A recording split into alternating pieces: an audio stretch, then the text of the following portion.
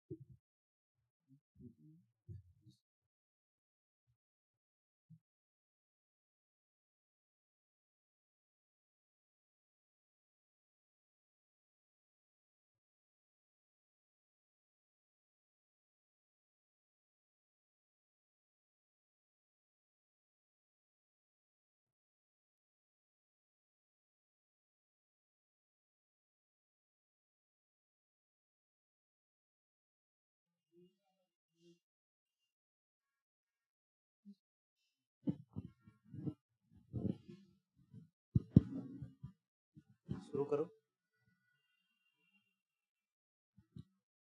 नमस्कार। आज हम सबका बहुत खुशी की बात यह है कि हमारे बीच रामकृष्ण संघ के प्रवीण एवं पंडित स्वामी जी स्वामी तत्वमायानंद जी उपस्थित हुए हैं। स्वामी तत्वमायानंद जी अभी अमेरिका में अवस्थित सैन फ्रांसिस्को सेंटर के अध्यक्ष है, मिनिस्टर इंचार्ज। ये सेंटर स्वामी विवेकानंद जी सन 19वीं शताब्दी में शुरू किए थे। स्वामी जी बहुत बड़े वक्ता भी है और उनका संस्कृत एवं भारतीय दर्शन शास्त्र के ऊपर उनका गंभीर ज्ञान है। भारतीय दर्शन शास्त्र के अंदर वेदांत शास्त्र में उनका व्याख्यान सुप्रसिद्ध है। स्वामी जी सन 1978 में चेन्नई मठ में ज्वाइन किए थे। फिर सन 1990 में उनका संन्यास दीक्षा हुआ। चेन्नई आश्रम के सिवा वो चेरापूंजी में वो थे। चेरापूंजी में आप सबको पता है बहुत सारे स्कूल है। स्वामी जी उधर स्कूल के हेडमास्टर थे।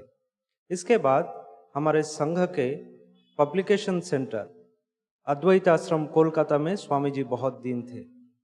इसके बाद स्वामी जी त्रिशूर आश्रम गए। त्रिशूर में मलयालम पब्लिकेशन जो मैगजीन है प्रबुद्ध केरलम, स्वामी जी उनका एडिटर थे।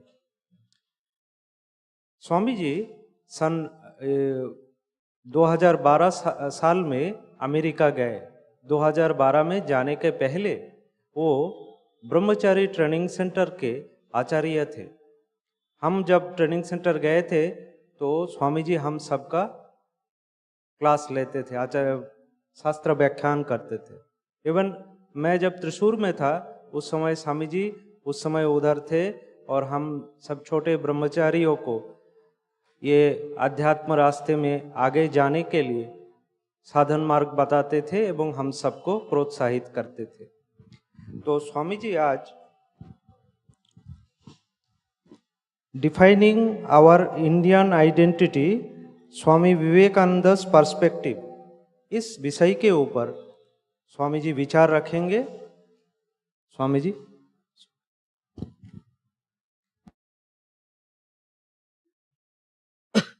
ओम स्थापकाय च धर्मस्य सर्वधर्मस्वरूपिणे अवतारवरिष्ठाय रामकृष्णाय ते नमः। योऽन्ध प्रविश्य मम वाचमिमां प्रसुप्तां सञ्जीवयति अखिलशक्तिधरस्वधाम्ना अन्यांस्तः हस्तचरणश्रवणत्वगादीन् प्राणान् नमो भगवते पुरुषाय तुभ्यम्। My pranams to the revered Swamijis who are present here, and my namaskar to all the devotees and friends who have come and assembled here. Actually, this topic has something to do with my own personal experience. You know, I've been living in what you call Silicon Valley in San Francisco for the last almost 13 years. And my basic academic training is not at all related to Sanskrit or traditional learning. It is international relations, Western philosophy, things like that. Mostly in the areas of preparation for the diplomatic corps. Now, something happened to me a few years ago, just before the COVID outbreak came in. One of our professors, who has written an article in the book that we published as part of the commemoration volume of the rededication of the first Hindu temple in San Francisco. It's written 1905 by the great Swami, revered Tattwamayananda Maharaj. A professor had a long conversation with me in the ashrama which he happened to visit. And incidentally he said something very interesting, which has something to do with the contribution of Swami Vivekananda towards the redefinition of what it means to be an Indian, what is the Indian of Vivekananda's dreams, and to what extent we have succeeded or failure in fulfilling those expectations now. He said, frequently he has to confront youngsters, and he was a professor of Stanford University, where I used to go for almost 8 years before the COVID breaking. Every week we had a philosophy class. We have a room, we have a temple, a shrine, and so on. And after COVID came along, we had to switch to online version. But this professor said something very interesting. He said, whenever he meets an Indian youngster, a student, he will ask this question: have you read the Bhagavad Gita? Have you read any of the works of Swami Vivekananda? The answer will be mostly no. And do you know anything about yoga? Very often, this over-enthusiastic young graduates coming from India's elite institutions, education institutions like IITs, Indian Business Management Institute, and so on, they're proud that they don't know anything about India, India's heritage, Indian culture, Indian tradition, and they would rather be happy to claim to be the descendants of George Washington, which Americans would accept them. Now, then he said something interesting. He says, and this is my experience also, Indians who came in the early years of 1960s up to the later years of 1980s, they are now in their 80s and above 75 right now. If you talk to them about India and Indian culture, they disparage India. They talk about India's backwardness, India's economic and educational backwardness, Indian streets, wonderful, funny spectacle of driving in Indian streets. You know, it's almost like a gymnastics. This for an American, it may look like that. Now, they contempt India. Even now, a little bit of that contempt remains. That's because they left India when India was still a very poor country, economically, educationally. The IITs are very few at that time. And even scientists, physicists, atomic physicists, I've seen many of them close to their 90s, who were sponsored by Homi Bhabha, who was the pioneer of Indian atomic research programs. He patronized many of the young, brilliant graduates of Indian universities, sent them abroad, in those days to Germany and then to America. And as soon as they reached America, they became American citizens. Swami Vivekananda said on one occasion, him I call a traitor, who after having received education at the expense of Indians, pays not the least heed to their interests. Now this is one picture. Absolutely not very encouraging, certainly not to be proud of. But today, if you look at the young Indian diaspora, youngsters who are coming from different Indian education institutions, engineering colleges, when they come and they have a different perspective, they're proud of being an Indian. I'm talking about those who are below 50. Remember, I'm not just dividing into two different groups. There are very wonderful patriotic Indians even in their 90s. So there is but then the trend, and there are many articles written on this subject and a few books. But the recent trend, young Indians who are coming to the United States for the jobs, they're proud of their Indian identity. The reason is they know a lot about Hinduism, and they also learn to be proud of being a Hindu. Remember, I cannot really distinguish Indian identity with Hindu identity. If you follow Vivekananda's footsteps in his collaborative moral lectures, he's mostly addressing Indians, future of India, like plan of campaign, sages of India. He bases his views and perspectives on the foundation of Hindu philosophy, Hindu spirituality. During the last 20-25 years, many youngsters have come. They have read something of Vivekananda. They have heard something positive about Indian culture and tradition. This recent change, this shift for the better, that's something very interesting. Why did this happen? Because during the last 25 years, many young Indians have started taking active interests in Indian scriptures, Indian philosophy. Here I must tell you something very interesting. I have absolutely no prejudice against information technology. It is a blessing of nature. It is certainly a very great positive a game-changing innovation which has made our life better, more comfortable. But information technology tends to make you superficial. So many of these American academics will tell you, see, Indian youngsters, they read English books, but Swami Vivekananda also insisted it's not enough to read English books, but they also should know some acquaintance with the original writings in Sanskrit. So, on one occasion, Swamiji mentioned, what we need today is a harmonious blending of the best elements of Western culture and the best elements of India's spiritual heritage. What are the best elements of Western culture Swamiji had in mind? Today you cannot clearly say it is Western because you find it more of it in Japan, which is not a Western country.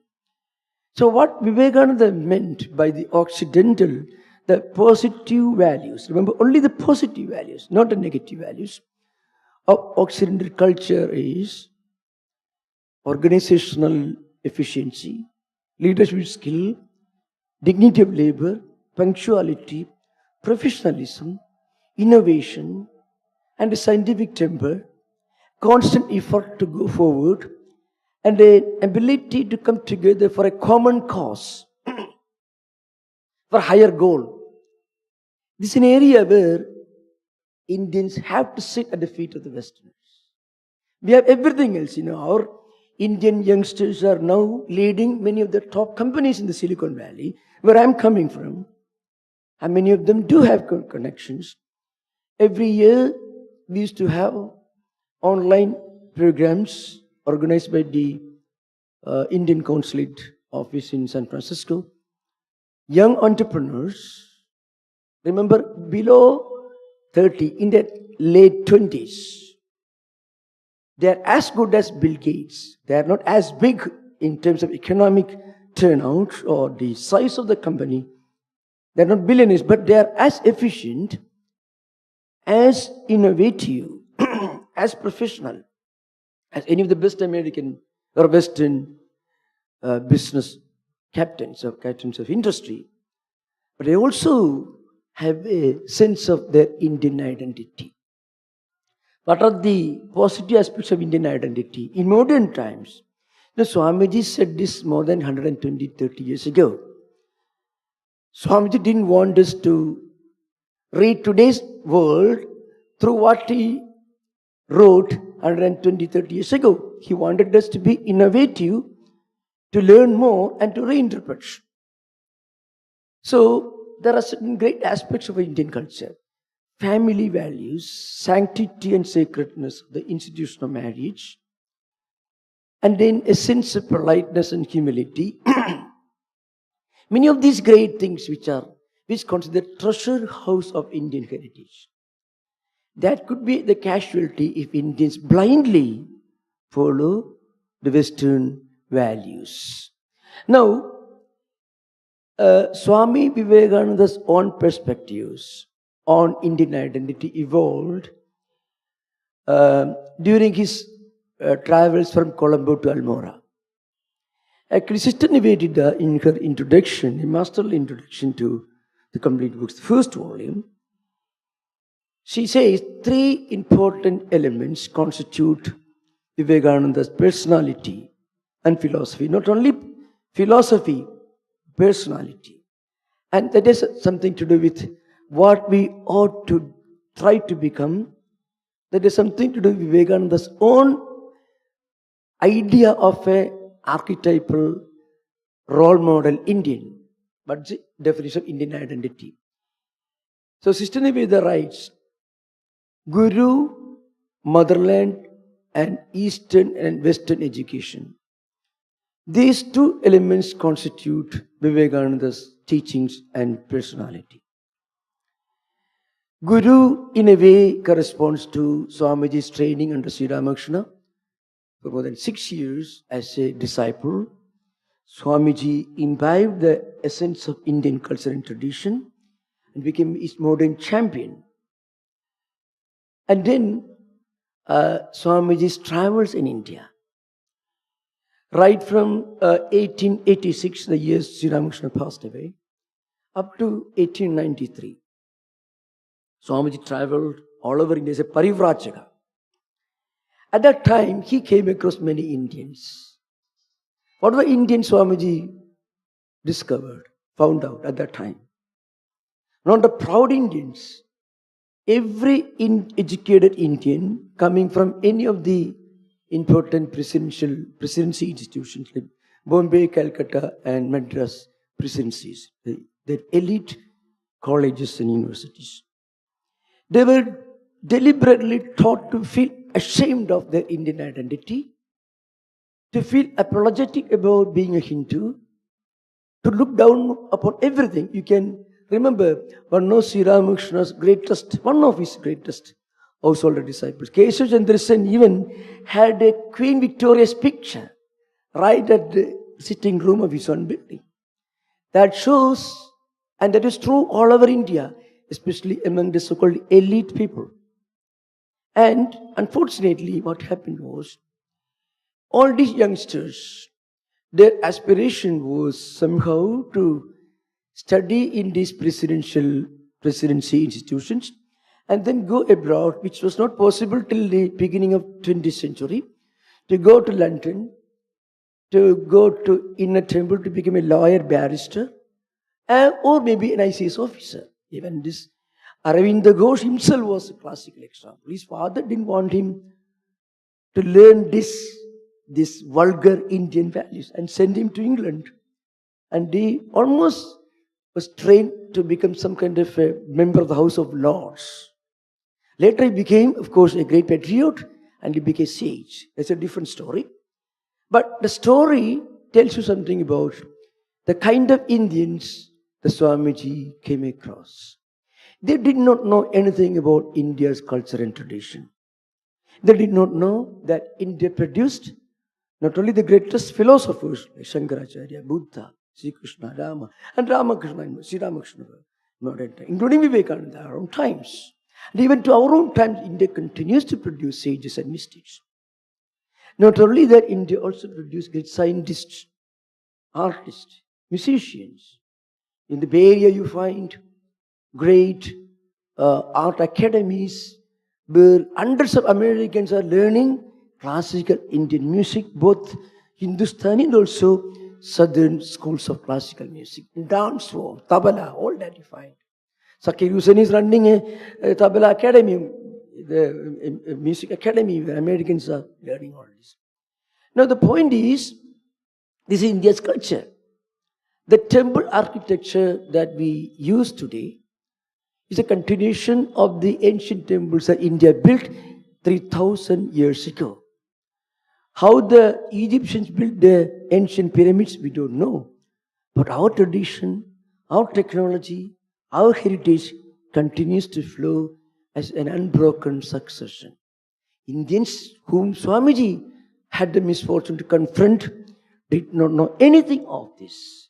They were educated to speak a British accent, tried to aspire to be somebody like a House of Lords, including a first Prime Minister himself was not an exception to this actually, unfortunately. So, Vivekananda had a different perspective as to what it means to be an Indian. An Indian, to be really, in a way, Hindu, so to speak, he should be modern, innovative, should have access to the best of modern technology, and also he should have also the ability to imbibe the great values, the plus points, the positive contributions of Western culture. See, after all, Europeans conquered this world, colonized large part of the world. There's only the British and French, Portuguese, Dutch, and so on. They were colonizers, they were exploiters, absolutely no doubt. But they had certain efficiency with which they could do this. Of course, a lot of crookedness, wickedness, cruelty, no doubt about it. But if you read the histories of the battles in India, British, the battle between Marathas and British, the Sikhs and British, the Gurkhas and British, the British used Gurkhas and Rajputs to crush the first independent mutiny, 1857. That was Sri Ramakrishna was living in Calcutta at that time. The mutiny broke out Barakpur. So they had this efficiency to get things done. That we have to learn. And Swamiji says, I fell in love with organization. I don't know. The point is, Indians who have come to America have learned a lot of this. And right now, by the blessings of God, today's India is also on the march, moving forward. It's not possible for a country which is less than 1/3 of the United States, with more than 4 times the population, to move with the same space. But speed will be less, but it is going to happen. Now, one important contribution of Vivekananda to our own spiritual, scriptural tradition is something very interesting, which may not be well taken care of. Swamiji puts one question. Why was it that a handful of Europeans could come to this country and the entire nation lay prostrate before them? The answer is not far to seek. United we stand, divided we fall. This term was used by Abraham Lincoln. It appears in Vivekananda's works, because Abraham Lincoln's words were very popular in those days. Swamiji wrote this after his return to the United States. So Swamiji found Indians are naturally disunited. Naturally, inherently disunited. Naturally, inherently backward looking, absolutely, at that time. Things are changing for the better right now. But we have a tendency to declare victory too soon. That's the problem with Indian society. When we do something, immediately we say we have reached there. We have not reached there. It's a goal to reach. A great anthropologist, a German anthropologist, a great lover of India, he said, Japanese believe they are the best in the world. They never boast. They won't make a declaration. They know so well that they don't have to make a statement about it. Israelis believe they're the best. They work hard to make it a reality and prove to the world. Indians say we are the best. So the point is, and then they go to sleep. Now, this is something that reminds us of our necessity to listen to Vivekananda again after 120, 30 years. Now, Swamiji again and again makes a call for Indians to return to the Vedas. This is very interesting, very intriguing. Why did Vivekananda insist that we should return to the Vedas? Traditionally, I was trained in the Vedic literature right from my 5th year onwards. Now, if you find there are certain things in our canonical Sanskrit scripture tradition which tells you that you should, on the one hand, should have eternal spiritual values. At the same time, those values should be reinterpreted, redefined again and again according to the needs of the time. For example, as Swamiji says, Swamiji doesn't quote this verse, but he puts the idea in modern English. Sruti smriti virodeshu srudireva giriyasi avirodetu sada karyam smartam vaidikavarsada. Sruti smriti puraneshu virodeshu parasparam puram beliyasad idi nyayavido vidahu. Sruti smriti purananam virodho yatra drishyade tatra sraudam pramanam siyat tayodvaite smritivara. What these 3 verses, one from Jabala Smriti, Srudireva Giriyasi is from Jabala Smriti. The second one is from Abhastamba Smriti. The third one is from Vyasa Smriti. What it says is, a typical Sanatana Hindu, on the one hand, he should have his strong foundation on the eternal values of the Vedas and Upanishads. Vedanta, Swamiji himself preached. He said, I have taught nothing but the Upanishads. They're eternal. They talk about some higher transcendental spiritual goal. But at the same time, those Sruti values, Vedic values, Upanishadic values, or Vedantic values had to be implemented in different times, in different places, in different locations within India by redefining, by changing the emphasis. This is what Swamiji means. It was already there, tradition, but many of those Indian youngsters whom Swamiji met during his travels, many of them could not understand the greatness of India's ancient heritage. Now, the question arises, what is an ideal nation? What is an ideal Hindu according to Swami Vivekananda? On the one hand, Swamiji says, this is our Bharata Varsha, is Sanatana Bhumi. Uttaram yet samudrasya himadri yecha dakshinam varsham tad bharatam nama bharati yatra santatihi. Bharata Varsha, the Indian subcontinent, so to speak, is a landmass which Puraparo toya nidhi vagahya Siddha Prithivya iva manadanda, that is Kalidasa says that same thing. So, a subcontinent with the ocean to the south, the Himalayas to the north, and two arms stretching on two different directions to the ocean. This is India, the geographical definition. At the same time, this India is not just a geographical entity, it's a cultural entity. I would go even far beyond that. It is a spiritual entity. And I'm not exaggerating. I'm not becoming a parochial ultra-nationalist.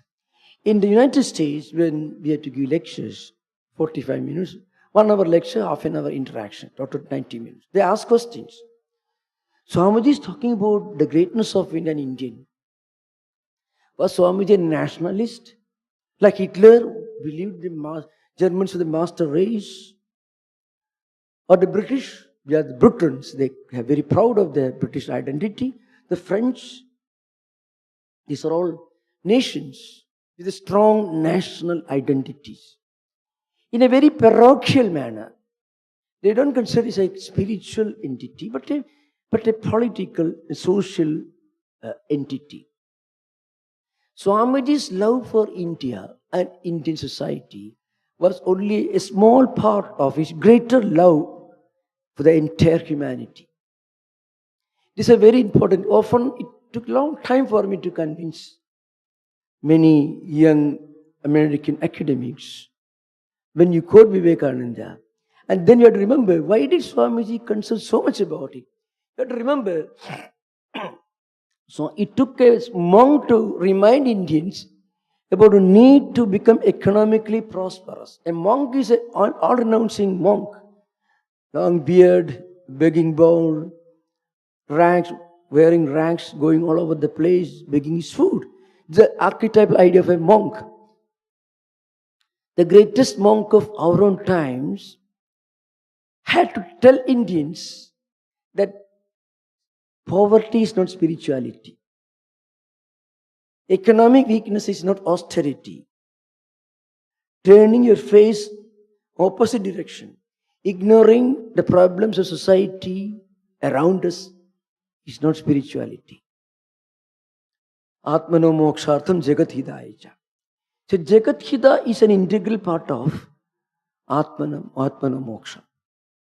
Now, if you look at some of the writings of Swami Vivekananda, also Colombo Dalmora lectures, also you find Swamiji talks about the need for India's industrial expansion, bringing in the blessings of science and technology to increase food production. And he also says today's education is only meant to produce clerks. Clerks means Indians were not even allowed to become magistrates in those times. Maybe just started. They were not allowed to become collectors. They were not allowed to become senior officers in the police force. Their main aspiration was to become a clerk. Swamiji says that. So, the point is, We have to make our country great. And for that, it's not enough to be proud of and to know a lot about our spiritual heritage. Spirituality will not feed the people with the food they need. It took a monk to remind Indians the archetypal Indian problem. You can see in the United States, in the early books, they used to mock at India's Hindu growth rate, 3.2%. Till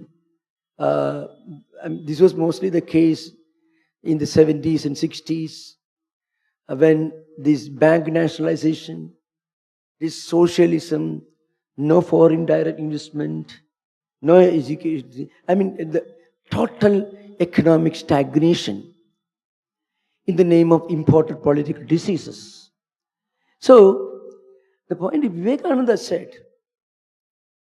and then be proud of it. The typical archetypal Hindu belief that if you eat very little food, physically if you're weak, mentally also naturally sometimes very weak, ignoring modern education, considering doing business as something worldly activity. Not now, at that time. Swamiji corrected this. Like a physician, doctor treats a patient, Swamiji gives some very high doses of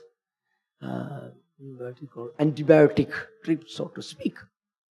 Swamiji talks about, even during his conversation, he Swami Shishya Sambhad, Sarachandra Chakravarti, he mocks at this youngster. He was a very affectionate disciple of Swamiji. When he talks about things which are certainly not realistic, Swamiji says, you have to become economically strong, physically strong, and just doing, will you believe me? Swamiji uses very strong language, even against the bhajan parties, kirtan, and singing. And then poverty is great. If you are poor, you are wonderful. If you are economically and educationally backward, you are wonderful. It took a monk to tell Indians that without material progress, India will not become a strong nation. And an Indian should, on the one hand, should have the best of modern education.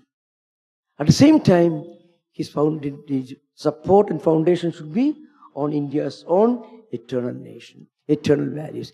This is something that is unique in Vivekananda. Another very important thing that you find in Swamiji's teachings is very interesting. He talks about the problems of superstition. He talks about why, in one context, Swami Shishya Sambhad, Sarachandra Chakravarti asked Swamiji something about this. Swamiji, what is the use of learning the Vedas? In those days, learning the old Sanskrit books made no sense. Why should we learn Sanskrit? There are two possible extremes. We equally should be rejected. On the one hand, looking down upon ancient values, Sanskrit language, Sanskrit scriptures, as something obsolete, unscientific, and not in tune with modern needs and requirements. That is one extreme negative view. Another equally negative approach is our Vedas and Puranas contain everything. So we don't need science and technology. We don't need any of the latest innovations of science and technology. You should study history very well. You find in most of the occasions, India had to face military defeat in the hands of the Arabs. Muhammad bin Qasim came in the 7th, 8th century AD, when the Afghans, Persians, and even later years, Mughals, because Indians did not have the knowledge of the latest tools for warfare. Indians, naturally, we are the best in the world in many ways. In human skill, in bravery, in courage. In many of these values, Indians are the best of the best. Many Indians are members of the special forces. You may know. SAS is the most elite special forces in the world, British. All Gurkhas only. So you can find in the Second World War, First World War, Indians play a very important role in the Allied victory against the Germans in Second World War, and also against the other forces in the First World War. So Indians have got everything, but we have one problem. We cannot come together as a single unit and work for a common cause. A sense of purpose, a team spirit, and the ability to listen to a leader and work with the coordination for a common task. Indians, even now, unfortunately, are behind. We have improved a lot. If you go to the United States, you find Indian doctors are so much favored. They are much more professional, much more humane. Many Indians have taken over the biggest companies that's because indirectly or directly, without being aware of it or not, they have actually fulfilled Vivekananda's definition of an archetypal Indian. What an Indian should be. Vivekananda's dream of an ideal Indian. Efficient, like any modern, Western or Japanese executive. As good, if not sometimes better. At the same time, keeping intact our own ancient traditional values. This unique blending, the blending should be without a friction. That is friction-free blending of the best of the Occidental and best of the Indian. Occidental means Western and Indian. Oriental and Occidental together. This also goes beyond harmonization of values. It also goes to the extent of cultural harmonization. Putting together all skills for a common cause. Again, this also Swamiji mentioned that he had a great admiration for America. Remember, Swamiji was a thoroughly Indian patriot. The more he traveled in America, the more he was convinced of the greatness of India. Remember that. Vivekananda, redefining Indian identity, did so because as he traveled more and more in Western world, he became more and more aware of the true greatness of India, but also he was sorry, but Indians were not aware of this. That's a problem. Indians were not aware of the true strength of being an Indian. So, in order for the great spiritual heritage to flourish and to be preserved, we need a strong society, economically prosperous, scientifically, technologically advanced society. Because a poor society, an economically backward society can never preserve its culture. Even in today's India, if you look at certain parts of the Indian subcontinent, our own country, where you find problems are still there. It's surprising. I don't want to go those areas. There are many Indians even today who would like to see India's downfall. It's a tragedy, but we cannot be blind to that. That's because many of them have not understood the true essence of being an Indian. The true essence of being an Indian is not interpreting poverty and backwardness as spirituality, as we used to do for a very long time. Swamiji is talking about the need for doing business. His words of praise for the textile weavers of East Bengal, for the copper smiths, and for the trade guilds of many parts of Central India. You find Swamiji talking in high praises about some of these hidden skills of ancient Indian society, but to put them under the umbrella of a modern organizational structure with a proper work ethic, industrial infrastructure, that we needed to be reminded of by a monk called Vivekananda. You can imagine, in Indian history, it was a monk who told Indians, don't think poverty is a great thing. Don't think physical weakness is spirituality. It's very interesting. And in this process, Swamiji sometimes use very strong rhetoric. Type of Kirtan party, wherever you find Kirtan parties, use the whip left and right. Terrible on the face of it, but it's a deep implication. Praising God morning and evening and not taking care of our own society, our own family, and giving everything, the whole responsibility to God. In which Niskama Karma became Niskarma Kama. Niskama Karma means do your duty to the best of your efficiency, the best of your professional skill.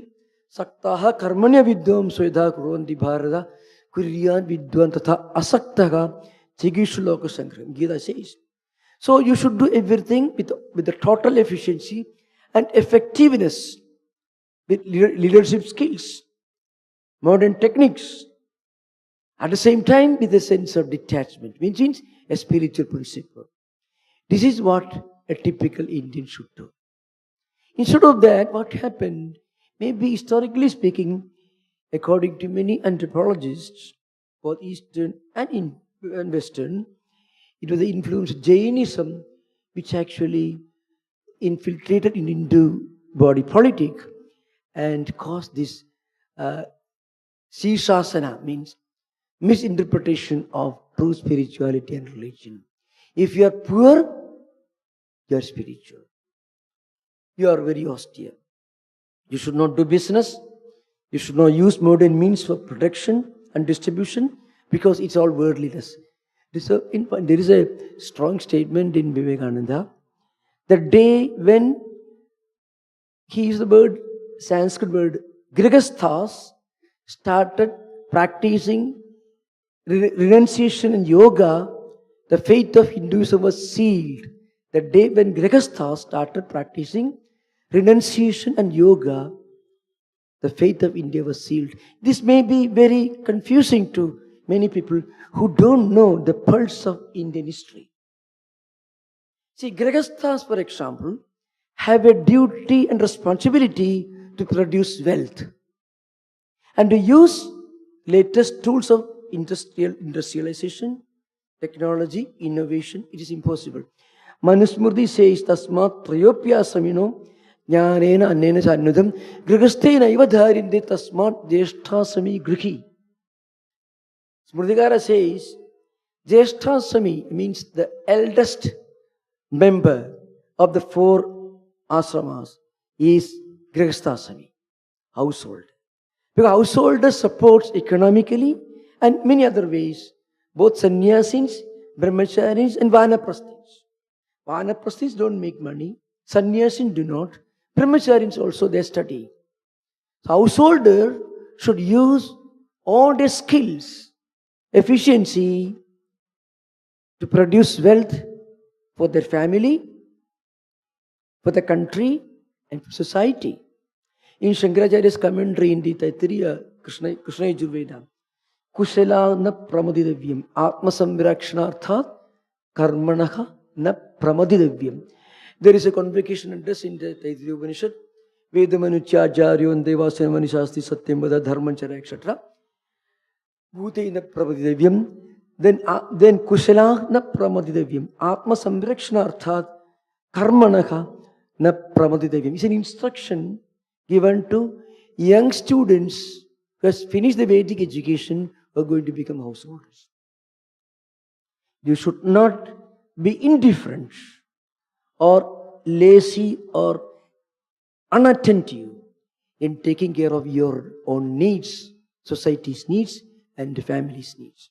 So, strong determination, modern outlook and the ability to use the latest evolving, emerging technologies for the good of society, for economic expansion, industrial expansion, scientific, technological innovation.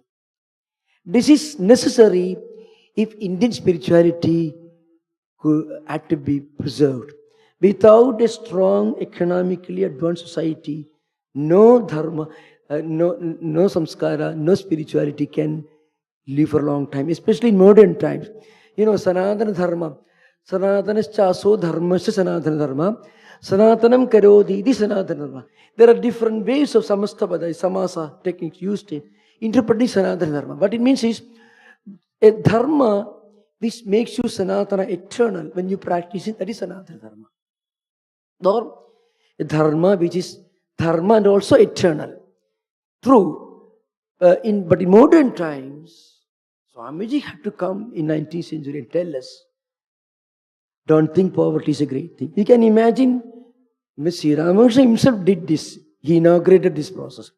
Hazra was sitting in Dakshineshwar. He had his family, his wife, children, parents at home. And he was sitting on his tiger skin, pretending to meditate. And Sri Ramakrishna draw him away, go back to your home, take care of your mother, children, families, wife and others.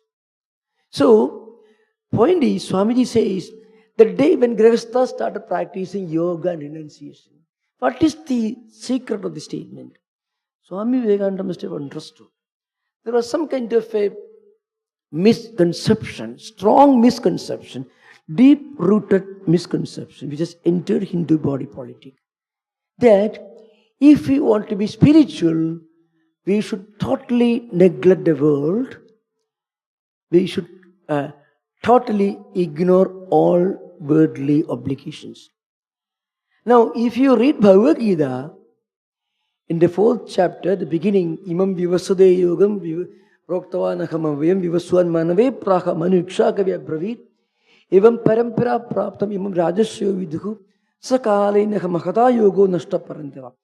The Rajashi Shabda is defined by Shankaracharya as Rajanascha Rishayascha Rajashaya. Who is a Rajashi? Is a king when it comes to organizational efficiency, when it comes to professionalism, prosperity, vigor and dynamism. At the same time, he is a sage when it comes to spiritual wisdom. So, according to another commentator, it says, Rajyatvam Aishwarya Sambhati Rashitvam Tasyaha Sukshmartha Dasana Kshamatvam. Rajyatvam means material prosperity. Rishitva means the ability to see the subtle nature, the subtle aspect of Rajyatva means it is not everlasting. So, spiritual wisdom combined with material efficiency. If you can combine, let us say, the professionalism of an archetypal Western, I don't say Western because Swamiji is the Western. There is a reason for it. He spoke and wrote in 19th century, mostly on the basis of what he saw in Western world. Today's world has become one. There is no demarcation between East and West in so many ways. But the point is, if you can combine the efficiency of a Bill Gates or Tesla, or entrepreneur, and at the same time wisdom of a typical Indian sage, then that should be the ideal Indian. It means we should combine the best of the Occidental, the Western, with the best of the Oriental, the Eastern. Then India and Indian will become economically prosperous, efficient. At the same time, he will not forget his own roots. He will not forget his own spiritual home, spiritual roots. Swamiji wanted an Indian to be combination pronouncing monk. He doesn't go for economic prosperity, but he wanted his nation, his people among whom he was living, whom he found to be steeped in poverty, they should become economically prosperous, they should emerge, they should rise up. This is Swami Vivekananda's great contribution. I have made just an attempt to give a bird view of some of Vivekananda's perspectives, and I'm sorry I had a slight throat infection, but I hope it's okay, fine. Thank you, namaskar. And I am very grateful to the Bombay Ashrama. I'm just on my way back to San Francisco tomorrow to got an opportunity to share with you some of my ideas. It's like a windfall, it happened. Thank you, namaskar. Om Shanti Shanti Shanti Harihi Om Tat Sat Sri Ramakrishna Arpanamastu.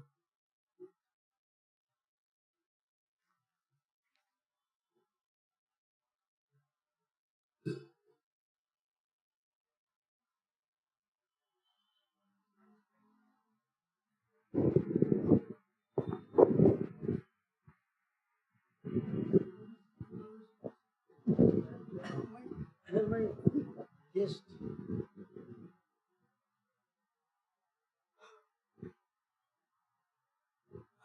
Thank you, Swamiji. Today morning when I met him, he told me that he had temperature. And not only that, his throat also is not good.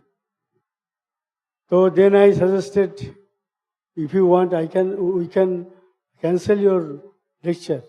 So he vehemently he protested. No, no, no, I will give lecture. So now it is, I think, 50 minutes he gave lecture. So we are very grateful to him. From my side, on behalf of our ashrama, our brother monks, on behalf of devotees, I convey our gratitude to him. And we shall request him, whenever you come to India, please come to our Mumbai ashram, stay a few days here and give lecture. This is my request to him. Thank you so much.